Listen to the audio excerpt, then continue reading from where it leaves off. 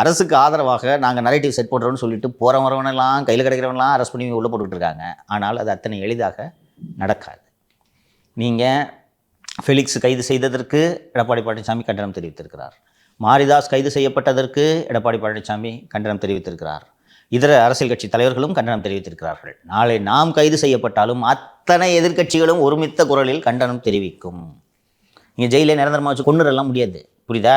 ஜெயிலுன்னு போனால் பெயிலுன்னு ஒன்று இருக்குது. நீதிபதிகளும் இதை பார்த்து கொண்டிருக்கிறார்கள். அதனால் நீதிமன்றங்கள் மூலமாகத்தான் நான் தொடர்ந்து இந்த அரசு நெருக்கடிகளை முறியடித்து வெளியே வந்திருக்கிறேன். நீங்கள் திருப்பி கைது பண்ணிங்கன்னா திருப்பியும் இந்த நெருக்கடிகளை முறியடித்து வெளியே வருவதற்கு என்னால் முடியும். நீதிமன்றங்கள் துணை நிற்கும், வழக்கறிஞர்கள் துணை நிற்பார்கள் என்பதும் எனக்கு நன்றாக தெரியும். அதனால் இதெல்லாம் கண்டு அஞ்ச மாட்டோம். ஸோ இந்த ஐஸ்கிரீம் அதிகாரி இந்த மிரட்டுறது, ஆளை விட்டு சொல்லி அனுப்புறது, இவனை எப்படி தூக்குறதுன்றது, சேனலை ஹேக் பண்ணுறது ட்ரை பண்ணுறது, இதெல்லாம் நடக்காது. ஓகேவா? ஒரு வாட்டி தான் லூஸ் மாதிரி இருந்துட்டு விடுவாங்க, ஒரு வாட்டி ஏமாறுவாங்க. இதை புரிந்து கொள்ள வேண்டும். நாம் செம்மையாக மக்கள் பணியை, மக்கள் நலனுக்காக மக்கள் பணியை தொடர்ந்து செய்து கொண்டிருப்போம். நீங்கள் நினச்சிங்கன்னா உண்மையை மூடி மறைக்க முடியாதுன்றதை புரிஞ்சுக்கணும்.